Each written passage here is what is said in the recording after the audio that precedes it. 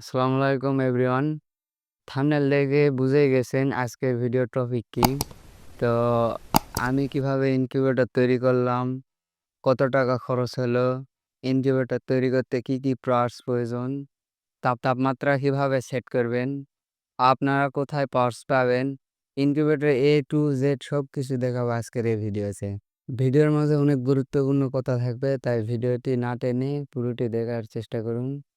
তো চলুন আর দেরি না করে ভিডিওটি শুরু করা যাক।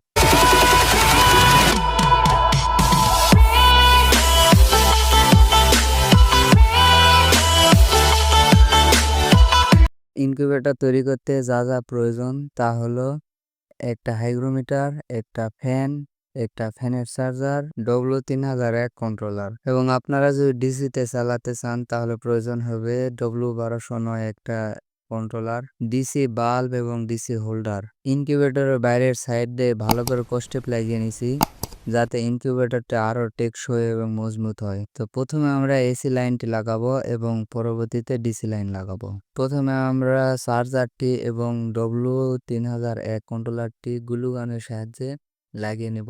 আপনারা চাইলে নাট অথবা স্ক্রু ব্যবহার করতে পারেন এবং গ্লু গানের সাহায্যে ভিতর সাইডে ফ্যান এবং হোল্ডারটি লাগিয়ে নেব। এখন সব লাইন সেট করার পালা। তো আমার যে ডান হাতে হলুদ এবং কালো তার দেখতেন, এটা হলো হাইগ্রোমিটারের আউটলাইন এবং লাল এবং কালো তার এই দুটো হলো বাতির লাইন। তো হলুদটা লালের সাথে দেব এবং কালোটা কালোর সাথে লাগিয়ে দেব ভালো করে এবং সুন্দর করে টেপ মারে দেব যাতে করে শর্ট সার্কিট না হয়। কন্ট্রোলারের ইনপুট লাইন এবং চার্জারের ইনপুট লাইন দুইটা লাইন একসাথে করে নেব এবং এক তার দিয়ে লাইন দেব। ফ্যানের তার এবং চার্জারের আউটপুটের তার দুইটা তার ভালো করে জোড়া দিয়ে দেব।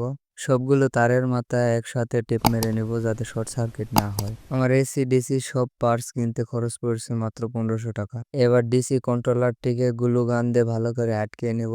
এই সমস্ত পার্টসগুলো আমি নিয়েছিলাম সাব্বির ভাইয়ের থেকে। ভাইয়ের বাসা হলো নওগাঁ জেলায়। আপনারা চাইলে ভাইয়ের থেকে পার্টস নিতে পারেন এবং তৈরি করা ইনকিউবেটরও নিতে পারেন।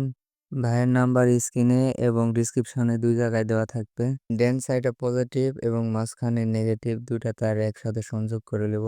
বাতির নেগেটিভ তার এবং বাম সাইডের যে লাল তারটা এটা একসাথে সংযুক্ত করব এবং পজিটিভ তারটা এবং যেটা ফ্রি থাকতেছে মাঝখানে এই দুটো তার একসাথে সংযোগ করে নেব। ব্যাটারির পজিটিভ লাইন এবং কন্ট্রোলারের ডান সাইডের লাইনের সঙ্গে সংযুক্ত কর। ব্যাটারির নেগেটিভ লাইন কন্ট্রোলারের ডান সাইড থেকে দ্বিতীয় নম্বরের লাইনের সাথে সংযুক্ত করব এবং তারগুলোকে ভালো করে টেপ মেরে নেব যাতে শর্ট সার্কিট না হয়। আমার কাছে ব্যাটারি না থাকার কারণে লাইনটিকে এভাবে রেখে দেব। এবার ডিসি লাইনের বাতি লাগার পালা। তো আপনাদের সুবিধার্থে আগে থেকেই আমি ফুটো করে রেখেছি। আপনারা হোল্ডারের মাপ দিয়ে ফুটো করে নেবেন। হোল্ডারটি ভালো করে বসিয়ে গ্লু গান দিয়ে ভালো করে আটকে। এবার আমরা তাপমাত্রা সেট করব। প্রথম বাটন যেটা উপরের দিকে চিহ্নিত দেওয়া আছে এটা সর্বনিম্ন কত তাপমাত্রা রাখতে চান এটা সেট করতে হবে এবং চাপ দিয়ে ধরে রাখতে হবে যতক্ষণ না বাতি লাফালাফি করতেছে। উপর চিহ্নিত বাটনে তাপমাত্রা বাড়াতে এবং নিচে চিহ্নিত বাটনে তাপমাত্রা নামাতে। যখন লাফালাফি করবে তখনই হবে। একই নিয়মে নিচে চিহ্নিত বাটনটি চেপে ধরে রাখলে ডিসপ্লেতে যেমন দেখতে পাচ্ছেন এরকম লাফালাফি করবে। তখন উপর বাটনে চাপ দিলে বাড়বে এবং নিচে বাটনে চাপ দিলে নামবে। আপনারা তাপমাত্রা কত রাখবেন সেটা সেট করে দিবেন। আমি রাখছি 37.1 নামলে বাতি বন্ধ হয়ে যাবে এবং 37.6 উঠলে বাতি বন্ধ হয়ে যাবে।